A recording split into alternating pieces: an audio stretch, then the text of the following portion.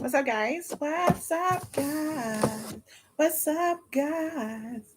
Like, I'm super light on my phone, but super dark on my laptop. We can work it with it anyway. Hi, guys. Hi. Hi. Cindy, what is wrong, girl? I don't even talk like that. Hi, y'all. What's up? They got some more butter. Notice that. I didn't sauce from yet last night. So there's only 4 crepes left, right? And I'm like, what's up? So guess what today is, y'all? Who know what today is? Do anybody know? Um, Today is my sister's birthday. Um, I have a sister who passed away, and my sister that passed away. Today's her birthday. So we're going to dedicate this video today for my sister. Her name is Cokeya. Um, her nickname is Kia, or Big Girl. Um, my little tag two on my arm. That's my sister's name. The same. Forever in my heart, Cokeya. And it was like, I remember like at the end of the day when I got this tag two done, it was supposed to have like the day she died, the day she was born, and the day she died. I was like, no, don't put that on there. I don't want that.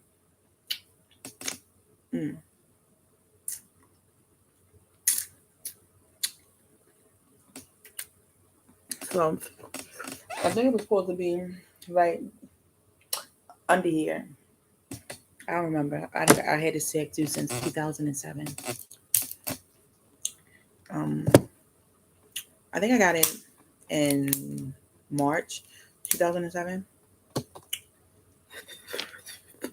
So this video, and since I'm dedicating to my sister, I was like, you know what? I'm gonna share with y'all sometimes that my sister saved me, right? And y'all gonna be like, what? I'm quite sure I shared these stories before, but I'm gonna share them again, right? So the first time, well, I think I told you guys that I have visions, right? And most of the time, my visions are always right, right? So one day I was in a car with my ex-girlfriend Candy. She lived in Salisbury, but she came up here because she wanted to spend time with me. So Candy was driving, and we was driving up 40 West, and we was going past the pool hall. That it was called the pool hall. The pool hall was called Top Hits. Nope, it wasn't called Top Hits. It was called Hot Shots on, I think, the 8100 block of Pulaski Highway. Right. So I'm asleep. Why? Can't. I don't know where we was going at, but I'm asleep. Right. And I remember in this dream, my sister told me to move my head. Right. So my head was laying I was laying like this. So my head was in between the passenger seat and the door. Right. So I moved my head, and like as soon as I moved my head to like this, a red pickup truck hit my car. Hit Candy car, and it pushed my door in. If my head was there, I would have been, you know. So that's one. Um, when I was younger, like when I first came out or whatever, right? I came out. I think I came out the year that I came out, or the day that I came out, or whatever. It is not. It's not came out. It's the day I messed with a girl. It's unknown because I say one thing. I said that I did it January the 28th because I remember waking up the next day with the first girl I was with, and I said, "Happy birthday, baby brother," because it was my baby brother's birthday, right?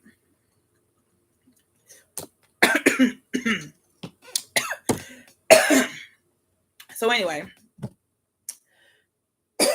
when I used to date women, I used to go to the gay clubs or whatever, right? And our gay clubs here was Hippos, Grand Central. Hippos and Grand Central was on like Charles and Eager Street. Hippo was the bigger one. Grand Central was the smaller one.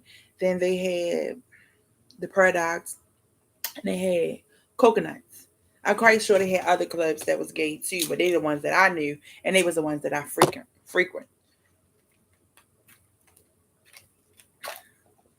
Right. So Coconuts was near Merlin General, which is like on Martin Luther King Boulevard and Howard Street or something like that. So it was Pride, and I was going to the clubs. It was Pride month, so it was like in June. I don't know if it was Black Pride, because it was a Black Pride. It could have been October. So I went to the Paradox where and I think he went too, right? So that was Saturday. We went to the club and it was nice, had fun, enjoyed our time, and then we was gonna go back the next day, right? So God, my sister, had other plans for me because my cousin, he called my mother house early in the morning. It was like a Saturday. I'm like, I get on the phone and he was like, cousin, I need to tell you something. I'm on my way over there. Right? I'm like, okay, cool. So my cousin came over the house and he was like, girl, I had the wildest dream about you or whatever, right? He like, Cokeya came to see me. And I'm like, for real? I'm like, all right, tell me about the dream. Well, he was like, my sister came to him and told him that I be playing with fake private parts, right? And he was like, he ain't believe it. So in his dream, he like, you lying. So he was like, he got up. No, more in the dream, I be playing with dildos or whatever, and he was like, my sister was like, he had asked my sister like, what you doing here?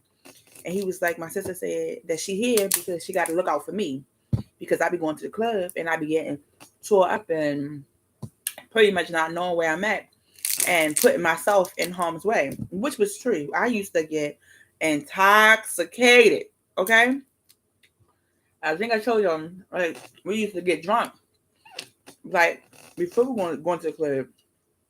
And when you first go to Hippos, you just get free. You put it in, but you just get these chips, in which you pay like $7 or $8 to get in, and then they would give you 7 or 8 chips. However many dollars you pay, you get those many chips that put towards your first drink. So I usually tore up. So my cousin was like, yeah, kid said she got to come and protect you or whatever because I just be wild. So he was like, he didn't know what it was. So when he woke up, he asked his brother, his big brother, he like, yo, Cinda gay? He like, man, shut the fuck up. She ain't gay. Stop talking to me. So then he went and he ate his 2 sisters. And they was like, yeah, Cinda gay. She messed with girls. And this was after, I think my cousin and them had found out after my sister Rawson's birthday party or whatever. Because I had brung this girl that I met from offline. And we was inside kissing. And my mother, she went crazy. Like, don't do that.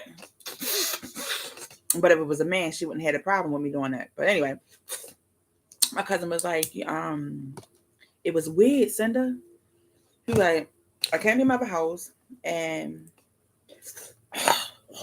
the chairs was pretty much the way that it was at the time. Long chairs right here, a little chair right here, TV right there. And he was like, he was sitting down in the rain.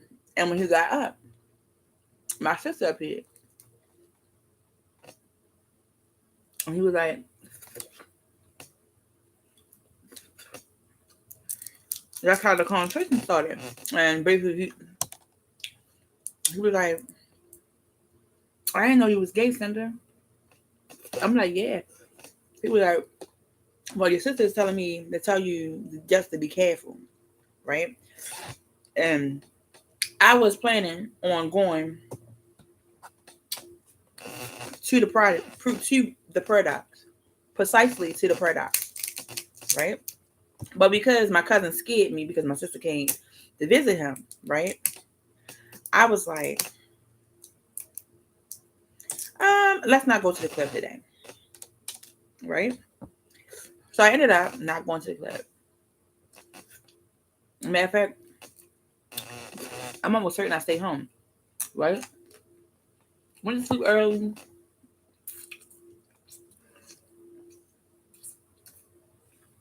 I got up, and like a normal person, what we do is get up and watch the news. I'm watching the news. Um,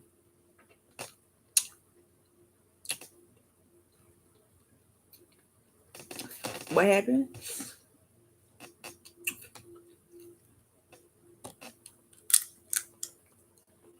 It was a shooting inside or outside the Paradox. I can't really remember.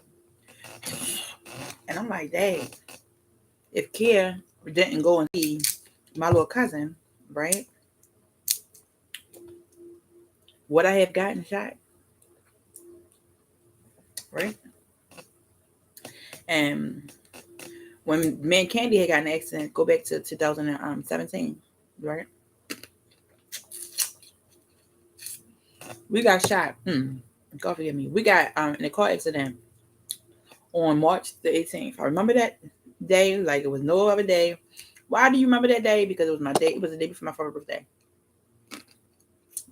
Right? And 2018, I wasn't talking to my father. 2007, I wasn't talking to my father at this time either. Right? So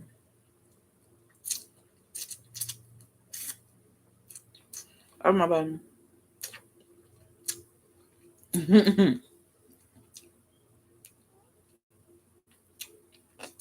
calling my mother, and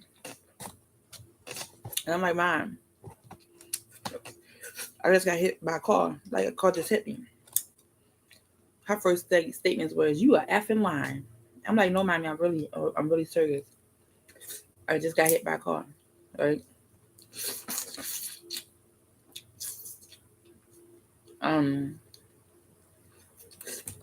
So even though I wasn't talking to my father was the first person to the hospital to make sure that I was fine. Right? Like first person. And I ain't tell y'all this crazy part. When I was in the hospital, I had this man walk up to me. Right? And he was like, "I'm your cousin." I'm like, "What?" He like, "Your grandmother is my grandmother's sister." Right? I'm like, "What?" I'm like, "Who are you?" I'm like, and when I got in the accident, I had glass in my eye. Like, glass was in my eye because the windshield had shattered. Right? So that was just crazy. My cousin Earth. He was like, "Cause cover your father." My father came and was talking to Earth. And I just like, that was the weirdest thing. He like, "Because you look just like your father." And then when I told him my name, when I tell people my name, if they knew my grandmother, they go crazy because I'm Lord Cinder. I'm babysitting. So yeah. All right, what? I know, right? Crazy. That's why, like, when I got pregnant, I wanted me a daughter because I didn't want my name to die. I like my name. My name, I really like my name. I like my name just because it was my grandmother's name. And I love me some Cinder. Some dating, the mainstream stories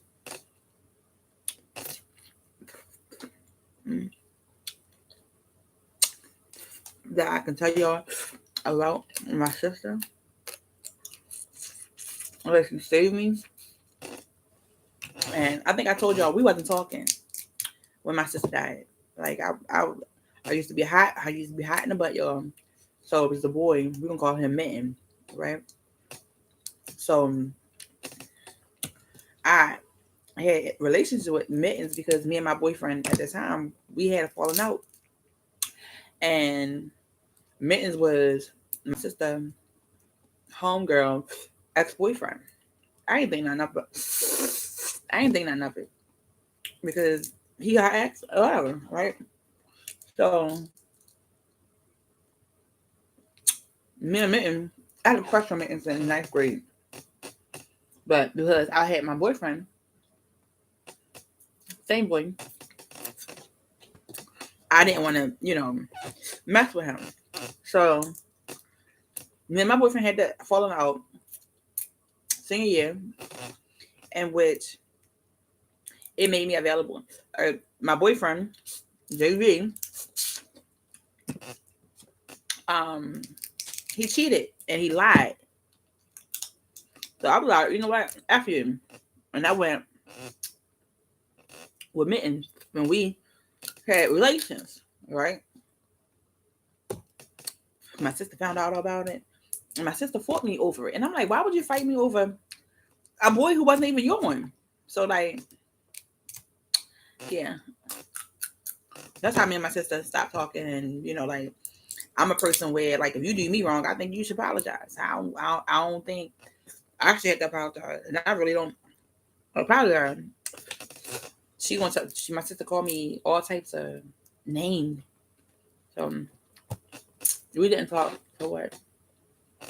2 years? We didn't talk for 2 years. Shared the same room, went to sleep together every night. I remember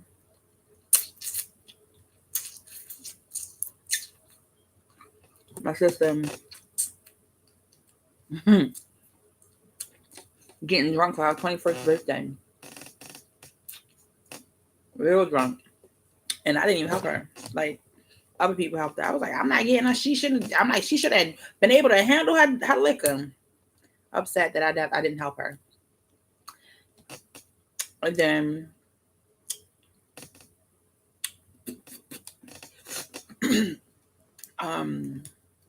when she had got pregnant with my niece or whatever, nobody knew she was pregnant. And when she had her, whatever happened. And when my sister was put in the hospital because of the complications that she was having, I came home from work. My mother had my niece. I'm like, Mom, why you got her? She was like, cause kid in the hospital. I'm like, Mom, she ain't no hospital. She like, yes, she is. I'm like, stop fucking lying. I was grown. I was 20. So I cut. I was like, stop effing lying. And my mother was like, no, for real. Kid in the hospital. Right? So I just got off doing 8 hours. I'm like, all right, Mom, I'll get the baby. So I got my niece and I fed her. My niece was only a couple of days old. And as I'm feeding my niece, I remember getting a phone call like, y'all need to come up here and say y'all goodbyes to her because she's not gonna make it. All right. No, that's all I said. They'll be like, They've had to put her in a medical induced coma because she got worse off, right? And a day went by. Um, I'm telling everybody, I'm like, kid gonna die, y'all. And I just remember my oldest brother Cubby like, don't ever cry. I'm crying. He like, don't ever cry. Don't let them see you cry. And like that broke my heart, y'all. That I was hurting, but because I was the oldest, I couldn't cry. So everybody like, she not gonna die. She not gonna die. I'm like, yes, she is. Um,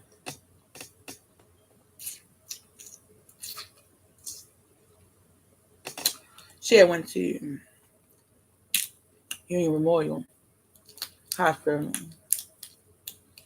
and they kept calling. I remember they kept calling, and after I said that, they was just like, they had called. After I said my sister gonna die, they had called, and they was like, she took a turn for the worse. We need y'all to come down here and prepare for the worst, like saying y'all goodbye, right? And I was just like, I'm like, let's take something of the baby so she can smell it. Let's put the baby next to her. Like the baby couldn't go to the hospital. I was just like, let's just put her like her blanket or something so she can smell her baby so she knows she has something to live for. And I don't think they did it. I can't remember. So they had ended up getting her back stable. But at this time, they had turned her, you know how like you looking up at the ceiling, they had turned her and made her look at the ground. Like, you're like, they don't do that. They do that. They rotate the bed and put you so your face is facing the ground. So all the family is down there at the hospital, right? And mm, my grandfather, who was a pastor, he down there, he prayed, he preaching or whatever. And they were like, because she became stable, they wanted to take her to a more equipped hospital for cases like her.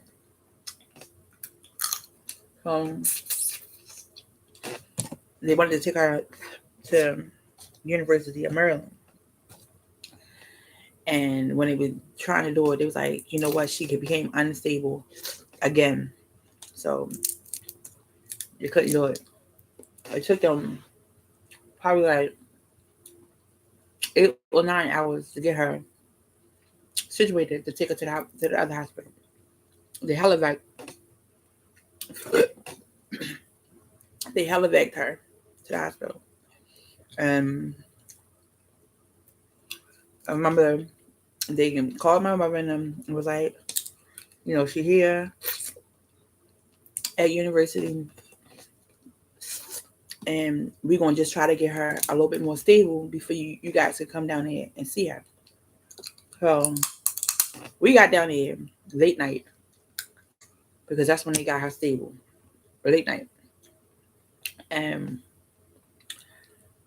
I remember going in the room, and she had on a hospital gown, but for some reason, I always, when I think about my sister in the hospital, I always think about her having on this pink, like dark pink nightgown, right? But she ain't had it on. My sister Rosalind got that damn thing to this day. So anyway, I go in the room. I remember I touch her feet, and I'm like, here, you gotta make it. You gotta come back. You gotta fight. And I remember praying God. I was like, God, please, God, please just let my sister make it. Please, God, just let my sister make it. And I was like, no matter what, Just let it make it. If she be paralyzed or whatever, no matter what, just let it make it. And I was like, I promise, we'll take care of it. Just take care of it. Just please, God, like, just let him survive. I remember praying to God, like, take me, God, because my sister had my niece. My niece was a couple of days old, right? At this time, my niece is 15 years old, right? Or 14, 16 days, because it's about to it's about to happen. So they got her there, and my mother, my father, me, Rosalind, her baby father, we all down in the hospital. And I'm looking at the TV. Well, we watching TV. And I mean, every show that is on the TV, as soon as we cut the TV on, somebody is dying. And I'm like, Cokeya gonna die tonight. Right? And my sister Rose like, don't say that shit. So it was like this. I think we ended up cutting the TV off because the TV kept getting me mad, because every time we turned the TV, somebody was dying. Right? So we saw the robot. Right? The robot looked like a filing cabinet. But the robot was bringing medication up to the floor for the patients. Nobody was controlling the robot. I mean, I'm quite sure somebody was, but nobody right then and there was controlling the robot. The robot just came up the stairs on the elevator by itself. So I remember it came around like 3:30 in the morning, and then my brother Roland is at the hospital at this time, right? I remember the doctor coming out, and the doctor said, we did everything we could do, but she didn't make it.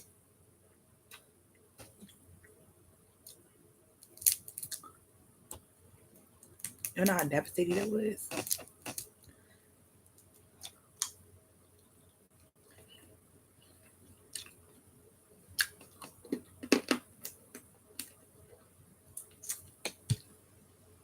How heartbreaking that was.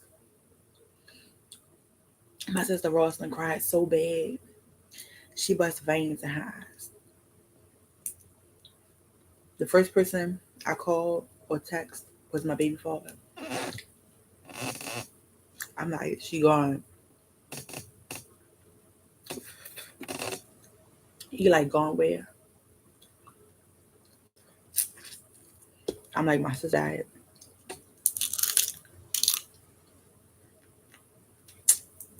I remember calling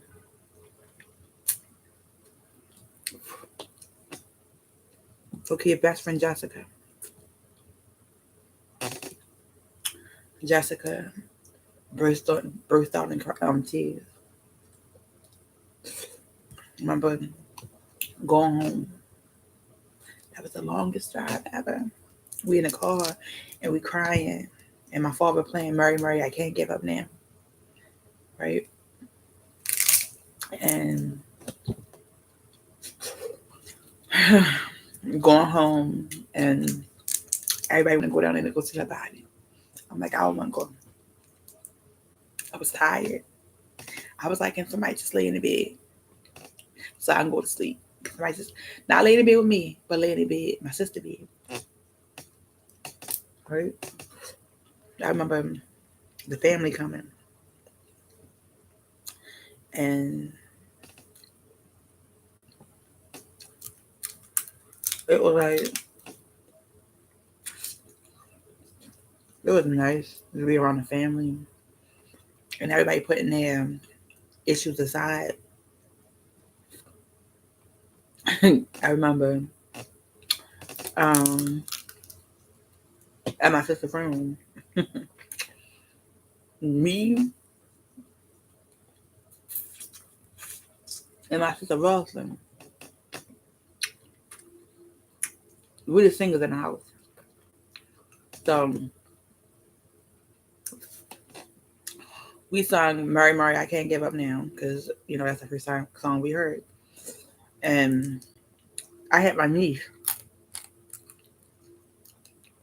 my sister, a baby in my hands. And I was good. I ain't crying. I was strong. And you know what happened? I'm singing a song, and I bust out in tears. And that was the first time since the time that I told them that my sister was gonna die. And my brother telling me not to cry. That was the first time I let a tear out. I'm crying. And although I'm crying, I'm still singing a song. Like, I had tunnel vision. People like, I was at your sister's friend room. I'm like, I don't remember nobody who came to my sister's friend room. Like, then seeing my sister in the grave. I mean, seeing my sister in the coffin, because they was putting so much fluid in my sister. She was swollen. She was a big girl, but she wasn't that big.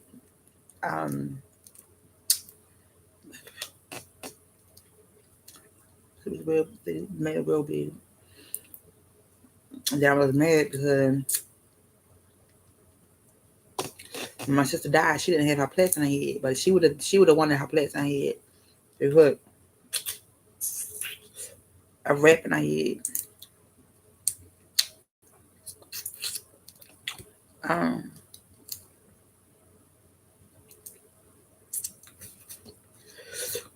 this is the first time I talked about my sister and I ain't cry.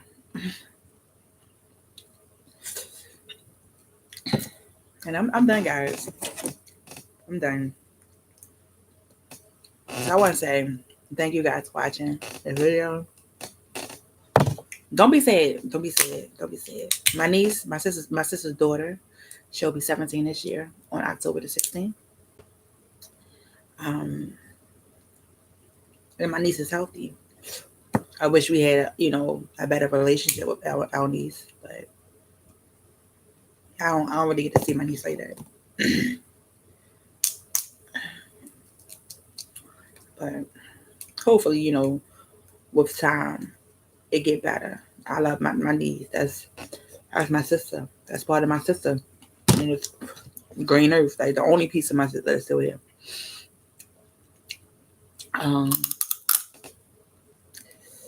Whew. Y'all, I bet y'all didn't see that one coming. But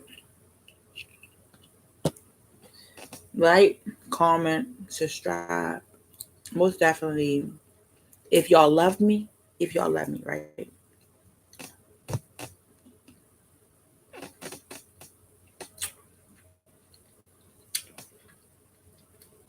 Share the video with a friend too.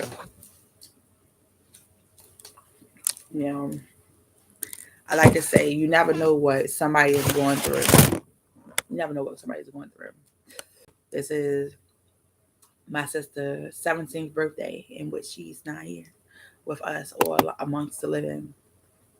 It sucks, but I'm just glad that my sister did make an impact with a lot of people. And her lifetime of being here. There's a lot of things in which I've done in my life in which my sister hasn't been able to do. Well, my sister was not able to do, and I'm thankful. But many of those things I did, I'm looking like I would take my sister over anything that I've done. Just give my sister that. But this is my story. I hope you guys like.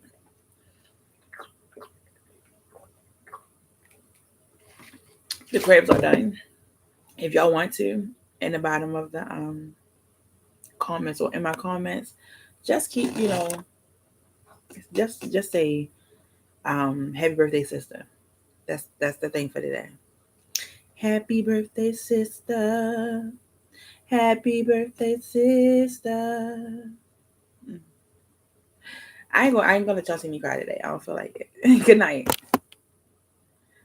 Good night. Let me end it. Let me end it. Let me end it. Let me end it. You don't ever let me just exit off. Like, let me in. Let me out. Let me out. Let me out.